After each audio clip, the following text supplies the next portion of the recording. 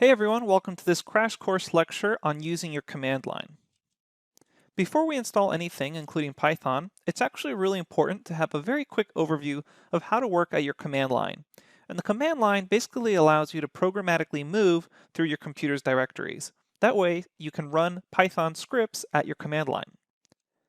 What we're going to cover in this short lecture is how to find your current directory, how to list all the files in a directory, how to change a directory, and then how to clear the command line screen.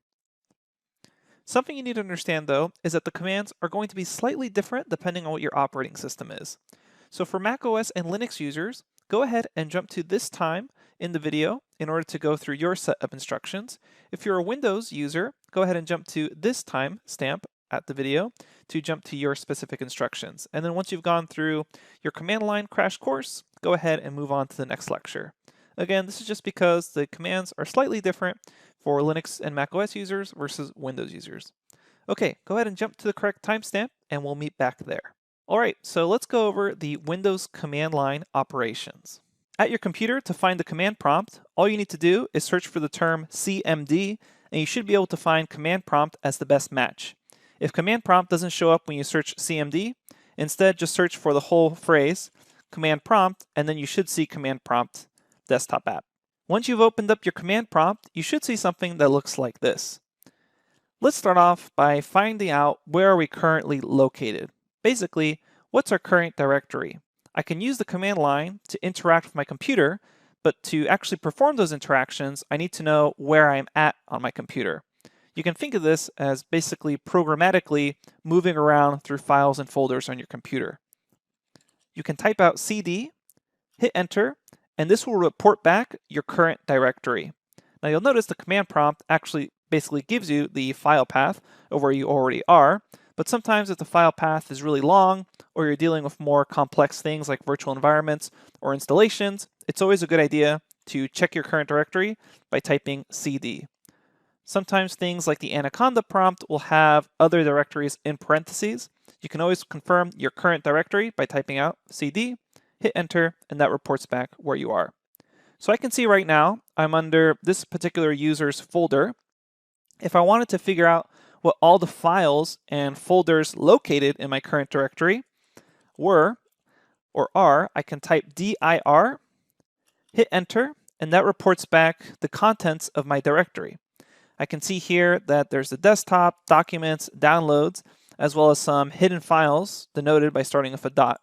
But basically, this is everything that's in this folder, C users Marcial.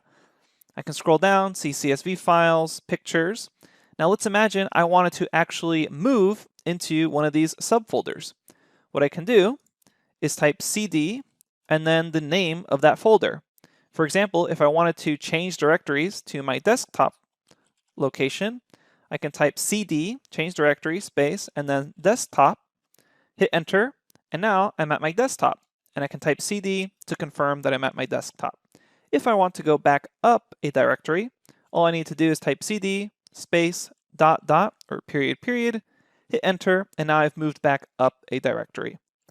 Now you don't actually need to type in the entire file path if you're moving around. What you can do is say CD, begin typing, such as the letter D, then hit tab, and you should be able to see it autocomplete for you. So as I hit tab, I get the various options of everything that starts with a capital D. So I can go to Documents, hit Enter, and then if I wanted to see all my documents, I can type dir, and we can see all our documents here. Again, if I want to go back, CD, space, dot, dot, and if I ever want to clear my entire command line screen, I can type CLS, and I've cleared the entire screen. All right, that's really all the basics we need to know for right now. Just to review, CD for current directory, dir to list everything in my directory, CD and then the name of the folder that I want to jump to. For example, if I want to go to downloads, CD downloads. Again, you can hit tab to autocomplete. And if we ever want to jump back up, CD dot dot. And if we ever want to clear the screen, it's CLS. That's the basics you need to know. We'll see you at the next lesson where we discuss how to install Python. All right, so let's go over the macOS and Linux command line operations. And your command line in macOS and Linux is known as a terminal. So these commands work on both of these operating systems the exact same way. Let's get started. To begin working with the command line on a Linux or Mac OS, you first need to open up your terminal. Search your computer for terminal, either on Mac OS or Linux, it's called the same thing, and then open up your terminal. You should eventually get something that looks like this. The colors or font may be slightly different, but the basic idea is the same. The terminal gives you a command line interface, and the command line interface allows you to move around different files or folders on your computer. And with some more advanced functionality, you can also make new directories or remove directories. We don't really need to know that right now. All we really need to know is how to understand what our current working directory is, change directories, and just move around. This basically allows us to move around the computer at the command line. The first thing we want to know is where we're currently located. To know that, type pwd, hit enter, and this will print your working directory. This is where you're currently located at the command line. If you want to understand what files and folders are located at your current location, type ls and then hit enter, and you should see a list of different files and folders at your current directory. If you ever want to move to one of those files or folders, what you can do is type cd and then whichever file or folder you want to go to. However, it should be in the list that was just printed. For example, let's move to our desktop. So I will come back down here and type cd desktop, hit enter, and now if I type pwd and I hit enter again, I'm now at my desktop. If you ever want to clear your screen, just type clear, hit enter, and now you've been able to clear your command line. If you ever want to go back up a directory, it's just cd space ... hit enter, and now we're back up a directory, which I can confirm by typing pwd. That's really all we need to know as far as the commands are concerned. Let's have a quick review. To print your working directory, it's pwd, and this reports back where you're currently located. If you want to know the files and folders at your current location, type ls, and this will list all the files and folders. If you want to clear your command screen, type clear, hit enter, and this will clear your command line. If you want to change directory to a subfolder, type cd, and then you can even begin typing the name, such as desktop. And if I just hit desk and then hit tab, it should autocomplete. If you do not get an autocomplete by hitting tab, that's probably a good indicator that it's not a direct subfolder of your current directory. But then you can type cd, the name of the subfolder or subdirectory, and then we can see now we're located here by typing pwd. If you ever want to go back up, type cd space ... Okay, that's the basics of moving around through the command line. We're going to be using that later on when we run Python scripts at the command line. We'll see you at the next lesson where we discuss how to actually install Python onto your computer.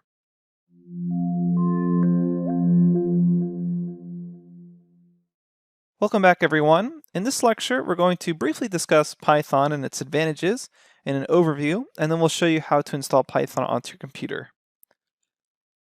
Now, Python was developed in 1991 by Guido van Rossum, and it's quickly become one of the most popular programming languages in the world. And this is because it has many advantages. The main advantages that Python has is that developers can learn it quickly, and this is because it typically involves a lot less code than other languages, and the syntax is a lot easier to read. And this is because, as you'll learn later on, is that Python makes use of white space. That is, it uses indentation instead of curly braces, and that allows users to really learn it a lot faster than they would other programming languages. And because of that, Python's now utilized by pretty much every major technology company in some capacity. And what's also really nice about Python is that there's a huge amount of additional open source libraries. That's basically to say, if you want to perform a particular task in Python, maybe you want to create PDFs in Python, send an email in Python, work with images, do data analysis, create a website, there's additional frameworks and libraries available to you that are open source that people have created that allow you to do those things. Python itself has a lot of stuff built in. It's known as a programming language that has batteries included, and that's because there's a lot of standard libraries that are included in Python that allow you to already do a lot of stuff. That is to say, for instance, it has a math library that has a lot of capability, but there are additional libraries in case you need to focus more on a particular niche topic, such as numerical computing. There's a library called NumPy for that. So to actually look at all these advantages and start learning Python, we need to install it. And we're going to install Python using the free Anaconda distribution. And the reason for that is that this distribution includes Python as well as many other useful libraries, including Jupyter, which is the notebook system we're going to be using throughout a lot of the course. Later on, we'll use things like text editors to write Python scripts, but when we first start learning, Jupyter is a great choice. Now, Anaconda, another reason we choose it is that it can be easily installed onto any major operating system, such as Windows, macOS, or Linux. One thing I do want to point out before we jump to the actual Anaconda download website is that because Anaconda includes a lot of these other libraries, there's also a miniature version of Anaconda, which is Miniconda, which is a lot smaller. So in case you don't have enough room on your computer for the full Anaconda installation, there's also Miniconda, and we'll be showing you how to work with that right after we show you the main Anaconda setup. So it is recommended that you use the full Anaconda, but just in case you don't have a fast internet connection or you don't have enough space on your computer, you can always use Miniconda. So let's begin the installation process by going to www.anaconda.com/downloads. I'll see you there. So at anaconda.com/download, the website will look something similar to this. It may be updated from time to time as far as the look and feel, but in general, it will have the download links for the various installers for the Windows, macOS, and Linux systems. And if you click on one of these, you'll be brought down to the actual download links for the graphical installers or the command line installers. By the time you view this page, it's most likely that 3.7 or 3.8 or even 3.9 has been released, so keep that in mind. Any version of Python 3 should be fine for our use cases. Now, if you're on Windows, you'll go ahead and download the graphical installer, 64-bit or 32-bit, depending on your computer. Most newer computers are going to be 64-bit. And if you have any questions on that, you can click to learn more. But basically, this is just a graphical installer. It's a wizard that's going to walk you step by step on the installation process. So for Windows users, click on this graphical installer, download it. If you're on macOS, click on this graphical installer and download it. And then if you're on Linux, you'll be clicking on this installer and downloading it. Keep in mind that Linux users have a command line installer, and you'll have to type commands that we'll show you in just a second. Once you've decided which version you're going to download, scroll down a little bit and click here where it says how to install Anaconda. And depending on what operating system you're currently on, it will take you to one of these three pages. Here you can see installing on Windows, and it has step-by-step instructions for installing. The graphical installers are really quite straightforward. You just select the defaults, hit next, and follow along with these step-by-step instructions. You don't need to worry about number 2 as far as verifying the data integrity. If you're on macOS, it's basically the same thing. If you click on that link on how to install, it will guide you through the graphical installation process for macOS. Again, step-by-step process, pretty straightforward. Just hit continue on all the screens. If you're on Linux, it's going to be slightly different. What you need to do is you'll be downloading a .sh file, and then at your command line or terminal, you'll be running this following command: bash, and then right here, downloads Anaconda 3, and then whatever version you happen to be clicking on. Basically just copy and paste this command into your terminal. A quick note for Windows users, and this is a pretty important one. You'll eventually have a screen that looks like this, saying Advanced Installation Options, and you can choose whether or not you want to add Anaconda to your path environment variable. Anaconda themselves recommends to not add Anaconda as a path environment variable, since this can interfere with other software. Typically, what it's going to interfere with is previous downloads of Python. However, since this is probably your first download of Python, we actually highly recommend that you do add Anaconda to your path environment variable. This will allow you to call Conda-specific commands directly at your command line. Again, for Windows users, we do recommend that you add Anaconda to your path environment variable. When you click on it, you'll notice that it says not recommended. It'll highlight in red. Go ahead and click on it anyways, and then hit install. Now, as we previously mentioned, these graphical installation files include Anaconda, Python, and many other libraries in this distribution. So you'll notice that it's actually quite a large file. It's about half a gigabyte. Depending on your internet connection or the space available on your computer, you may not want to actually download and install all these libraries. Instead, you probably just want the basics of Python. For that use case, you can look for conda.io/miniconda-html, or just Google search for Miniconda, and it will take you to the mini Conda links for the installers. And it's basically the exact same thing, except it's a much smaller file, and it doesn't include a variety of the libraries, which you don't really need to worry about. So there's one for Windows, Mac OS, and Linux. So if you're interested in a much smaller file download, you can use those installers as well. However, we do recommend that if you have the bandwidth and the space, that you just download the full Anaconda installation. Once you've successfully downloaded and gone through the installation steps for Anaconda, you should be able to search your computer for Anaconda Navigator. This is a desktop app that allows you to quickly launch Jupyter Notebooks. So go ahead and confirm your installation by clicking on Anaconda Navigator. It will load up, and eventually you'll see something that looks like this, with little quick dashboards that allow you to launch different development environments. There's the Jupyter Notebook, our main development environment. There's the Qt console, Spider, another integrated development environment. There's also other things like GlueViz, Jupyter Lab, and even RStudio. If you decide to later on learn R, you can install that as well, with just a click of a button. But we're going to be using the Anaconda Navigator to quickly launch Jupyter Notebooks. So now that we have Anaconda and Python installed on your computer, you should be able to open up the Anaconda Navigator. Up next, we'll discuss how to actually run Python code, either as a script at the command line or using the Jupyter Notebook.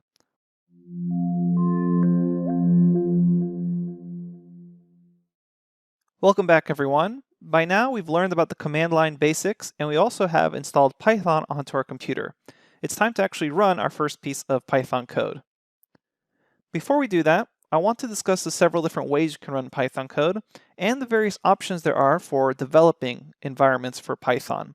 And there's three main types of environments, and what I mean by environments is the actual thing you're going to be typing Python code into. And the three options are text editors, full IDEs, which stands for Integrated Development Environment, and then there's notebook environments. So let's start off with text editors. Text editors are just general editors for any text file. And that is to say, they're designed in a general format where they can open a .text file, a .py script, a .html file, a .js file for JavaScript, just any variety of file types. You'll be able to open them up and edit them. And they can also be customized with plugins and add-ons. And because of that, and their general format, they actually aren't designed with only Python in mind. So you're going to sacrifice a little bit of Python-specific functionality. Things like autocomplete for Python or looking up things in the documentation automatically for Python. Those typically won't be included directly with the text editor. Instead, you'll have to download them with a plugin or some other add-on for text editors. Keep in mind, there's tons of plugins out there, and Python is such a popular programming language that you can pretty much find any plugin you want already created for you for the text editors you're working with. And the most popular text editors on the market are Sublime Text and Atom, and those are both free. Technically, Sublime Text is an unlimited use free license that you can eventually pay for if you like the product. Atom is an open source text editor from GitHub, which is completely free and it's open source. And later on in this lecture, we'll be showing you how to download Sublime Text and running Python scripts with Sublime Text. So that's one option, the text editor. Another really popular option, especially if you're working at a company, is a full integrated development environment. And these are development environments that are designed specifically for use cases with Python. And they're larger programs. What I mean by larger is that it's a larger file size. The text editors from before, those are actually very lightweight programs that you end up adding more and more to them as you want more plugins. IDEs, they come with everything already, so they have larger programs. And because they're IDEs, it means there's actually a team of developers or a company behind it being paid to add new features to the environments. And because of that, there's typically a pro version and a community version where only the community edition is free, and the pro version that has more features, maybe they'll have more features for Django web frameworks or web development help, those you have to pay for. The community editions are free, however. And the pro about this is that they're designed specifically for Python. They have lots of extra functionality to help with your Python code. But they are a little more bloated, a little larger, and it kind of depends on what your workflow style is, if you like this approach or not. The most popular IDEs for Python are probably PyCharm. That's definitely the biggest one out there. And then Spider is another popular one. Spider is really popular for people coming in from MATLAB into Python. Finally, let's talk about notebook environments. And notebook environments is the environment we're going to be using for the majority of this course. Later on, we'll move away from notebooks and move towards larger scripts. But to start off with, we'll go with the notebooks, and that's because, in my opinion, they're really great for learning. And the main thing here is that you get to see your input code and your output of the code right next to each other, and you get to see multiple inputs and multiple outputs all in one nice notebook. And this is because notebooks use blocks of code that are referred to as cells. So you can split up your code into different cells and then run pieces of your code by running individual cells, and you get to immediately see the output. That's different than the approach taken with a text editor or development environment where you have to develop kind of a larger script first and then run that script at the command line. That's really great when you do have larger pieces of code that need to interact with each other, but when you're just starting off, you kind of want to quickly be able to type something in and see the output, which is why a notebook environment is really great for learning. The other things that differentiate a notebook environment is that they support inline Markdown notes. So you can write yourself different pieces of notes. So just normal text is what we mean by Markdown notes. And actually the notebooks we provide for this course have a lot of explanatory text for you. So you essentially get a book along with the videos that go with this course. And they also support things like visualizations, images, videos, and a lot more. And because they support all these extra things, they actually have their own special file format that are not a .py script. And because of that, typically if you see a .py script on your computer, you can double click on it and some sort of text editor will automatically open the .py script. Because notebooks are able to support all this extra stuff, they have their own notebook format, which is extension .ipynb, that stood for IPython notebook. And because of that special format, you can't actually double click on a notebook file. You need to launch it using the Jupyter Notebook launcher.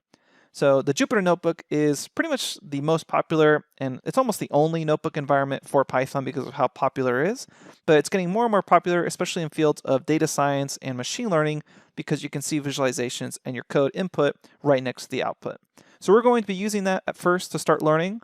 But the most important note here is that development environments are actually a very personal choice, and it's really highly dependent on your personal preference. So if Python's not your first language and you're already used to using Sublime Text Editor, or maybe you've already used PyCharm at work and you have the pro version there, and you want to prefer to use those development environments, please feel free to do so. All the code we show is going to work in any development environment that you choose. So really, after you see this lecture, choose whichever development environment you prefer. We provide the notes as .ipynb files, but you can easily convert them or download them as HTML files or .py scripts, and all the code we show in the videos runs the same regardless of what environment you're using. Okay, so let's now explore how to run Python code. We're first going to start with an editor, so we'll download the Sublime Text editor, and we'll show you how you can create a simple .py script and run the file at your command line. Then we're going to show how to run the same code with a Jupyter Notebook. So to do all this, we first need to download Sublime Text Editor. So go to www.sublimetext.com and we'll see you there. All right, here we are at sublimetext.com, and typically it will auto-detect what operating system you're on, and it will have a little button for you saying download for OS, Linux, or Windows. It's a very simple text editor, and it's probably the most popular text editor in the world. And it has a really interesting pricing scheme. It's technically not free, but they give you an unlimited free trial where they will just have a little pop-up every once in a while asking you if you're ready to upgrade to buy it. So again, it's technically not free, but it has an unlimited free trial for the rest of your life. It will just have a little pop-up asking you to purchase the full license. So click here on download and then select the download for your operating system, either OS X, Windows 64-bit, or Linux. So typically what you should do is just go to the home page and then click whatever download that it auto-detected for you. Once you've downloaded it, we'll go ahead and open the Sublime Text editor. Once you've downloaded and installed Sublime Text, you should be able to search your computer for Sublime Text, click on it, open it up, and it will look something like this. Next, what we're going to do is actually type out some Python code and then save this as a .py script. Go ahead and type print, open and close parentheses, and then in single quotes or double quotes, hello world. And this will be your first Python script. And then select File, Save As. And the reason we're doing that is if you notice, right now, there's no syntax highlighting. That is to say, everything is the same color for this font. So Sublime Text Editor doesn't actually know that this is a Python script. What we want to do is save it as, and we're going to call this file my example. And you'll notice if you click on all files, you have lots of extensions to choose from. We're going to choose to save it as a Python file. So you're going to say, my example, save it as a Python file. The other option you can do is just select all files and then say, my example, and yourself write .py. Either way is fine. Go ahead and save it, making sure it's a .py file. Hit save. And now you'll notice Sublime Text Editor understands that it's a Python script file, and it's performed syntax highlighting to help you read this. Print is a function, hello world is a string. And we're going to be learning a lot more about that and Python in general later on in your training. For now, let's see how to actually run this script. Remember that we've saved it to our desktop, meaning at our command line, we need to change directories to our desktop so we can run this actual .py file. Go ahead and open up your command line. Since I'm on Windows, I will open up a command prompt. If you're on Mac OS or Linux, you'll open up a terminal. Then you'll want to change directory to your actual desktop or wherever you saved this .py file. So type cd and then desktop to change directory to your desktop. And then what you should be able to do is type out Python space, and then begin typing out the name of your file. In my case, it was example.py, and to prove to yourself that we're in the correct location, you should be able to hit tab and it will autocomplete. So here we say Python myexample.py, and this is how you can run a .py script at your command line. Hit enter, and you should be able to see hello world. Now you successfully created a Python script in your text editor, and you ran that script at your command line. What you can also do is just type Python by itself at your command line, hit enter, and this is a very simple direct connection to Python, allowing you to type Python code directly at your command line.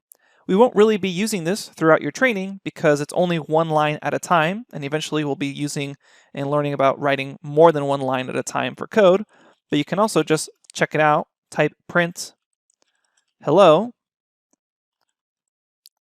enter, and you'll notice you have hello as the output. So this is basically one line at a time. You can write Python code.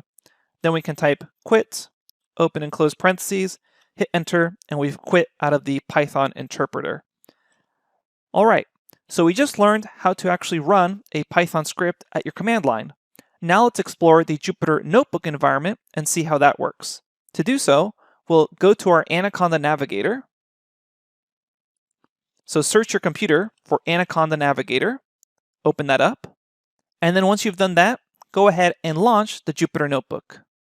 Once you click on that launch button, you should notice that your browser automatically opens up to localhost either 8888 or 8889 or some other series of numbers. Keep in mind that while Jupyter Notebook does operate inside of your browser, it does not require an internet connection. Everything is happening locally.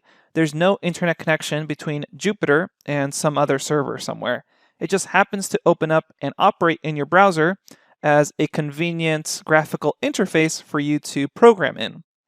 So once you launch Jupyter Notebook, you'll notice that you can view all the files on your computer. For example, we can click here on the desktop folder, and now I can see that my example.py script we had just created earlier. And using the Jupyter Notebook system, you can actually add on and edit .py files. So for example, we could add on another print statement here, new, and then save this change. So we could say save, and then we could also download or rename the file and a bunch of other stuff. But we're not going to be using Jupyter for this sort of text editing. It's probably better to use Sublime Text Editor, but again, it's personal preference. What we're really going to be using Jupyter for is the notebook system. So you can click here where it says new, and under notebook, you should see Python 3. Sometimes it says conda root or something else, but click on what it says under notebook. Typically it says Python 3. And then you'll notice that we just started a new notebook. So let's have a quick overview of what this actually is.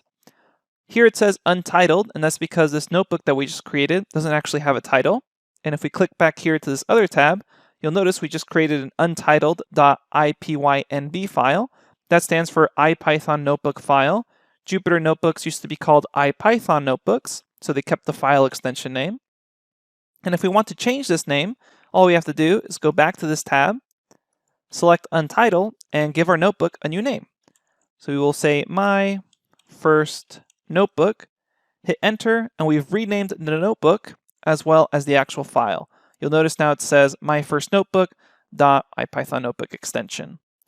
So coming back to this notebook, the notebook uses a cell-based system, meaning you write code in a cell, you run the cell, and then see the actual output right below the cell. So let's try running our simple print statement.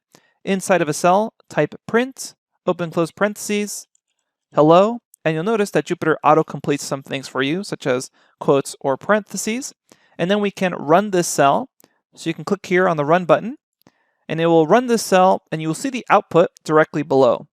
This is a great system for people who are just starting to learn about Python because they can quickly iterate and fix mistakes because they have their code and they can see the output directly. They don't have to be constantly going to the command line and running their scripts. Again, it's definitely a personal preference, but this is a nice feature of the notebook for people that are learning Python.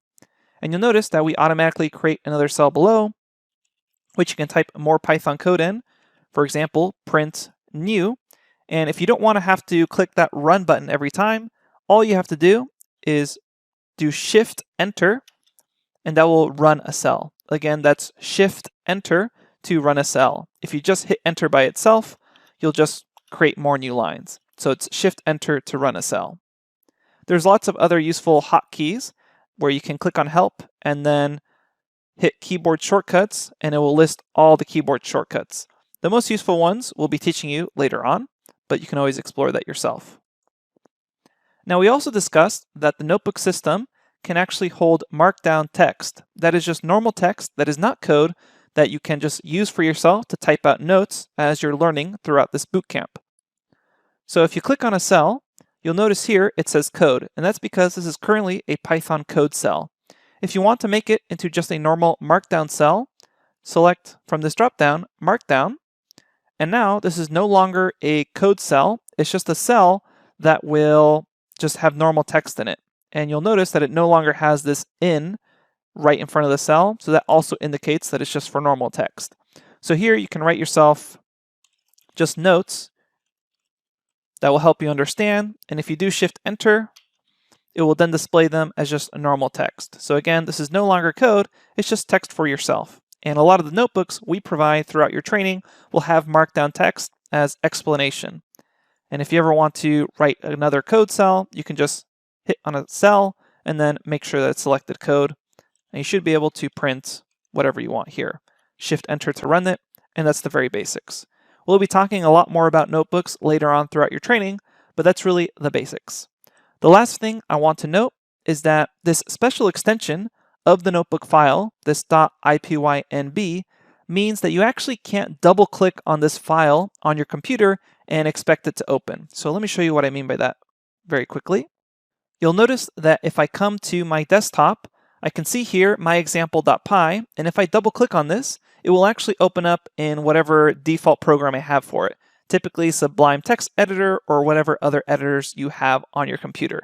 So you can double click on .py files, edit them, and work with them.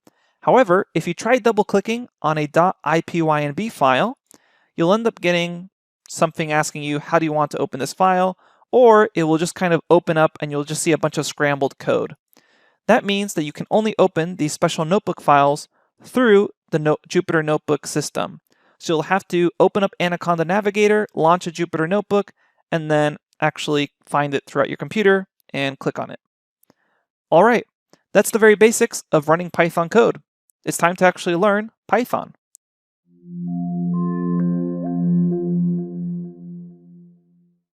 Hi everyone, I just wanted to take this lecture to very quickly show you how you can download the course notebooks and open them on your computer in case you're having any issues with that. If you've already been able to do that just from the links from the FAQ lecture or the course overview lecture, feel free to skip this lecture. But basically all I'm going to do here is show you how you can actually download the notes from our GitHub page. So you should have seen a little blue pop up with a resource link, and that resource link will take you to the GitHub page for Purian Data and the Complete Python 3 Bootcamp. So go to this resource link. You can either type it in manually, Google search it, or just use the little blue pop-up that happened when you were watching this lecture. So let's hop over to that link. Okay, so here we are at that GitHub repository, and this is basically an online repository that you can access in order to get the actual course notes. You'll see here how the course notes are organized. We basically have it numbered off by section, and then inside of these sections, you'll see the notebooks themselves, and the notebooks are titled both so that their lecture title matches as best we could with the notebook title, and then we also have them kind of numbered so you can go through them in order. So for example, when you're learning about for loops, you'll go ahead and click here on for loops, and this will eventually load up the notebook. Notice how it's a .ipynb file. But once you have the notebook loaded, you should see lots of useful information here, and then the actual code itself. Now, if you want to run these notebooks onto your computer, what you need to do is download this repository. So we'll come back here, click on Complete Python 3 Bootcamp, and there's different ways you can download this repository. If you're already familiar with Git, you can feel free to fork this repository and then have it on your own GitHub. Keep in mind, we are constantly updating this. But what you can do also to just get the files locally is click here where it says clone or download, and then click on download zip, and that will download a zip file which you can then unzip, and that will have all the .ipynb files that you can then access using your Anaconda navigator, as we showed in the Running Python Code lecture. All right, that's just a very quick overview of how to get the notes. If you ever have any questions on this, feel free to post the Q&A forums, but definitely check out the FAQ lecture where we have more detailed instructions on how to do all this. Okay, thanks everyone. We'll see you at the next lecture.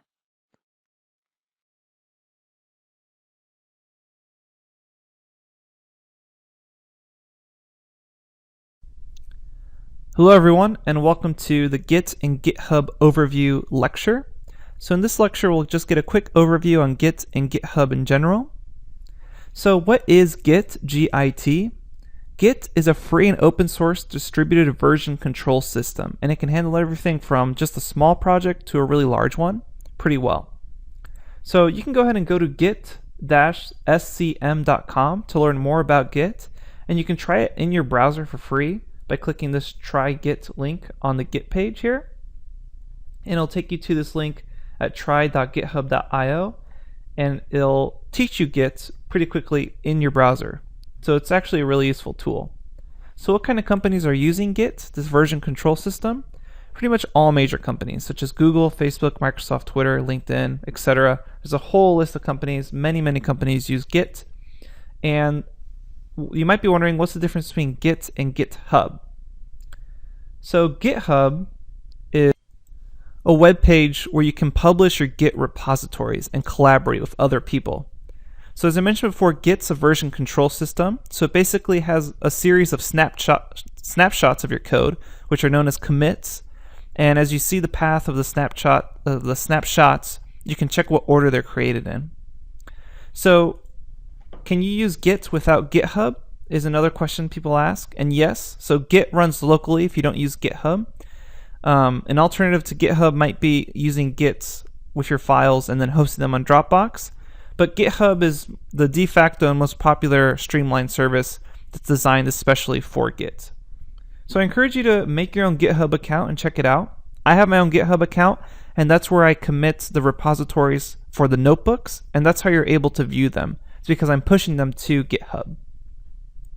If you're interested in working how GitHub works, you can go to guides.github.com/activities/hello world. Again, this link is in the lecture text. And you can check out their Hello World document. It's all in browser, so again, you don't need to download anything. You can just check it out all there. And then another great website for learning Git in general, just Git Git, is gitimmersion.com. And it works for both Mac and Windows. Okay, so that's just a brief overview on Git and version control in general, the links and resources you need to learn more about them. Don't worry if you don't want to check that out right now. Later on in the lecture, we'll touch again on this topic when we talk about modules and importing and creating your own libraries. All right, that's it for this lecture. Up next, we'll finally get started with Python object and data structure basics. Thanks, and I'll see you at the next lecture.